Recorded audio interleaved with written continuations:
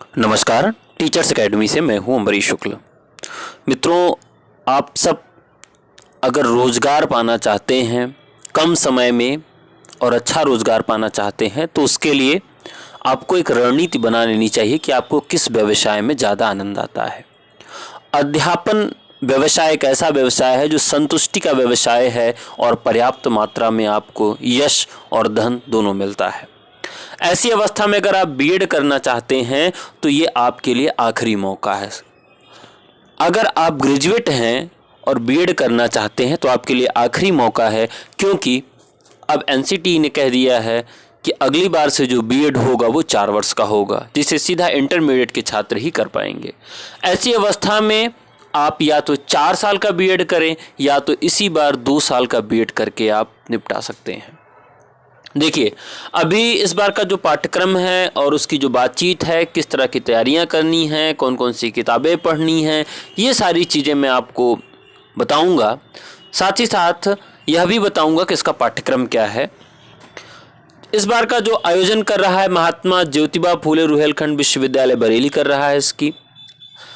इसमें लगभग 10,000 कुल सीटें होती हैं जो गवर्नमेंट और एडेड कॉलेज की मिला के होती हैं, जहाँ की फ़ीस नाम मात्र की होती है।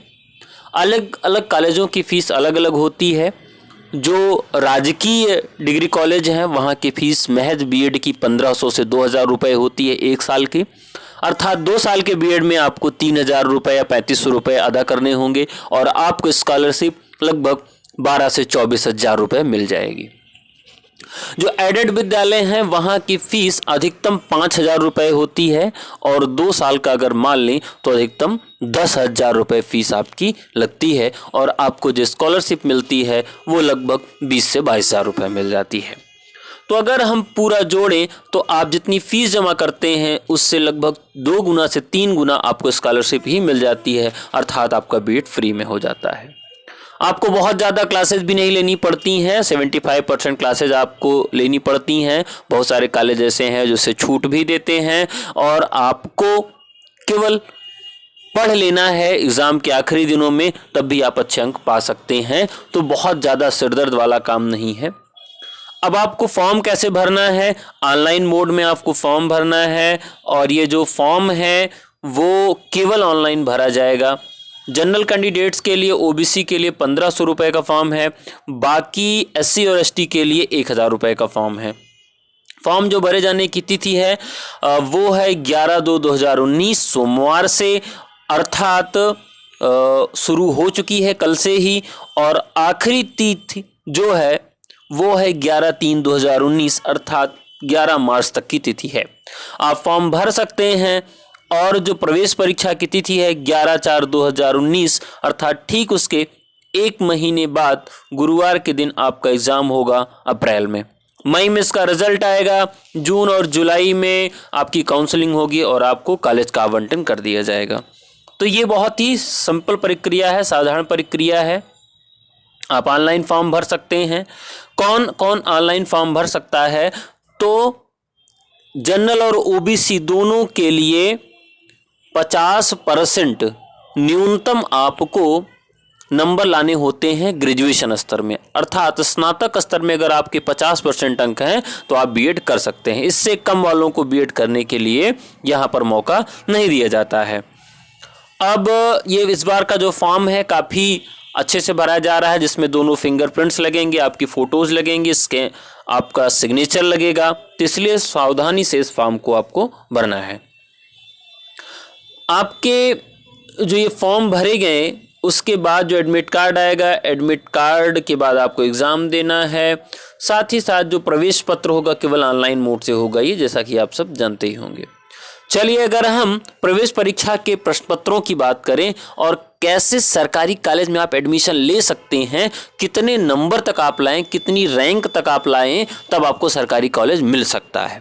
तो जो जर्नल कैंडिडेट्स हैं वो कम से कम 4000 तक की रैंक लाएंगे तभी उनको सरकारी कॉलेज मिल पाएगा, क्योंकि कहने के लिए तो 10,000 सीटें हैं, लेकिन जो जनरल कैंडिडेट्स हैं उनको केवल 4000 तक ही रैंक मिलने के बाद उनको सरकारी सीटें मिल सकती हैं। जो ग्रेजुएशन में संस्कृत लिए हुए हैं उनके लिए थोड़ी सी अपॉर्चुनिटी बढ़ जाती है। अगर वो 5 से 6 हज़ार भी लाते हैं तब भी उनको सीटें मिल जाती है, क्योंकि जो संपूर्णानंद विश्वविद्यालय है वो केवल संस्कृत से ग्रेजुएट वालों को ही लेता है, अर्थात 3 वर्ष ग्रेजुएशन में आपका संस्कृत हो अथवा आप आचार्य की डिग्री हासिल किए हों।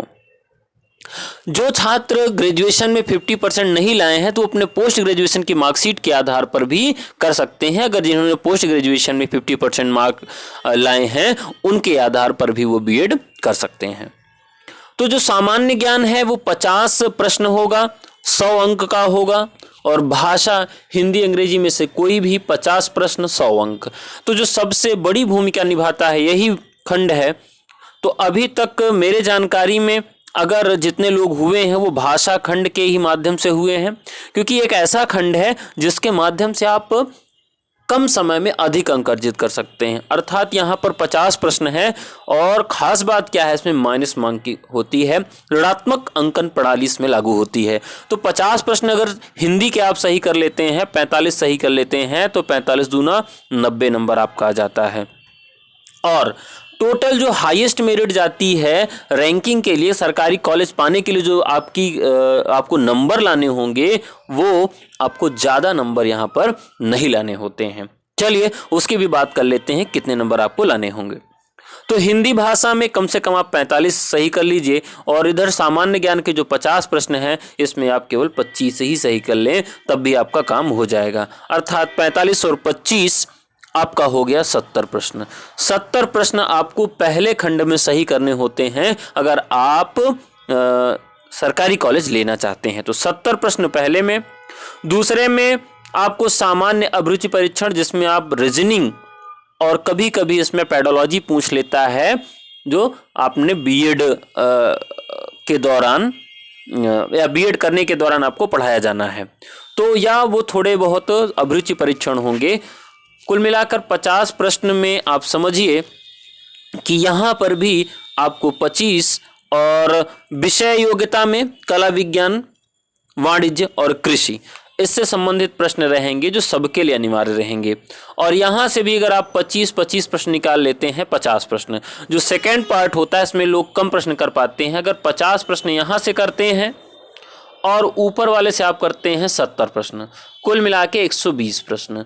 तो 120 प्रश्न भी जो छात्र कर लेता है उसको 100% गवर्नमेंट कॉलेज मिल जाना है, अगर पेपर बहुत ज़्यादा सरल नहीं आया तो 120 प्रश्न कम से कम आप टारगेट रख के चलिए तो आपका निश्चित तौर पर गवर्नमेंट कॉलेज आपको मिल जाना है और कम फीस में आपका बीएड हो जाना है। तो अब इसकी तैयारी कैसे किया जाए और किस तरह की स्थितियां होंगी जब ये गवर्नमेंट कॉलेज आपको मिलेंगे। सामान्य ज्ञान के लिए जो अभी तक की बेस्ट बुक है, या तो आप चाहें तो लूसेंट ले लें। लूसेंट इसके लिए बहुत ही अच्छी किताब है सामान्य ज्ञान के लिए, और उसमें से ही लगभग प्रश्न पूछे जाते हैं। हिंदी भाषा के लिए आपको मैं नोट्स और किताबें उपलब्ध करवाऊंगा या बताऊंगा, तो नेक्स्ट वीडियो में इसकी चर्चा मैं करूंगा कि हिंदी के लिए कौन सी अच्छी किताब होगी जो 50 में 50 अंक आपको वहाँ 50 में 50 प्रश्न आपको अर्जित करवाने में सहायता कर सके। सामान्य अभिरुचि परीक्षण कोई भी रीजनिंग की किताब आप ले सकते हैं। विषय योग्यता में कला, विज्ञान और वाणिज्य और कृषि, तो यहाँ कृषि से बहुत महत्वपूर्ण प्रश्न पूछे जाते हैं, कला विज्ञान से अच्छे प्रश्न पूछे जाते हैं, वाणिज्य से भी। तो विज्ञान और कृषि से बहुत ज़्यादा प्रश्न पूछे जाते हैं, यह भी आपका महत्वपूर्ण खंड रहेगा उसमें। तो मित्रों कुल मिला के 120 प्रश्नों को टारगेट करके आप पढ़ें तो आपको गवर्नमेंट कॉलेज मिल जाएगा, इसी बार एडमिशन हो जाएगा और 2 वर्ष में ही आप बीएड कर लेंगे।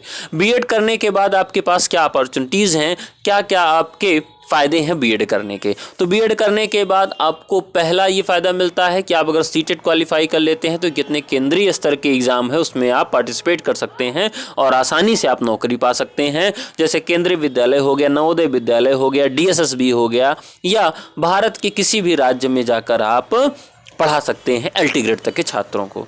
तो ये बहुत ही अच्छा मौका है। साथ ही साथ इस बार से प्राथमिक विद्यालय अर्थात 1 से 5 तक के PRT अध्यापक के रूप में भी आप सेवा दे सकते हैं बीएड करके। तो इस बार ही आपको बीएड कर लेना चाहिए, नहीं तो इस बार के बाद अगर आप बीएड करना चाहेंगे तो आपको 4 साल लगाना पड़ेगा बीएड करने के लिए। तो जल्दी से जल्दी आप सब तैयारी में लग जाइए। बाकी किताबों के लिए या किसी भी समस्या के सुझाव के लिए आप कमेंट बॉक्स में आके मुझसे पूछ सकते हैं। मैं उसका उचित निदान आप तक पहुंचाने का प्रयास करूंगा और मेरी शुभकामना है कि आप सब इसी बार सफल हों और बीएड में एडमिशन लें। बहुत बहुत धन्यवाद। एक बात और, काफ़ी छात्र पूछते हैं सर बीएड करना चाहिए कि बीटीसी करना चाहिए, तो मैं उनको एक ही सलाह दूंगा कि भाई आपको बीएड करना चाहिए। क्यों करना चाहिए? क्योंकि बीटीसी करने के बाद केवल प्राथमिक विद्यालय में जाएंगे और बीएड करने के बाद आपको पीसीएस अधिकारी भी बन सकते हैं। क्यों? बीएड करने के बाद काफ़ी पद ऐसे आते हैं जो पीसीएस में ऐसे काफ़ी पद आते हैं जो केवल बीएड वालों के लिए आरक्षित होते हैं, या बहुत सारे संस्थान ऐसे हैं जहां पर खास बीएड वालों को ही रिक्रूट किया जाता है। और दूसरी चीज़ है कि बहुत सारे राज्य ऐसे हैं, केंद्र ऐसे हैं जहां पर आप बीएड किए हैं तभी आप प्रवक्ता का भी एग्जाम दे पाते हैं, भले आप पीजी हैं। तो हो सकता है कि उत्तर प्रदेश में भी आने वाली 1-2 वैकेंसियों में बीएड को अनिवार्य कर दे। इसलिए अगर आप मल्टीपर्पज़ बनना चाहते हैं और आप कुल मिला के रोजगार लेना ही चाहते हैं तो किसी न किसी क्षेत्र में आपको रोजगार जरूर मिल जाएगा।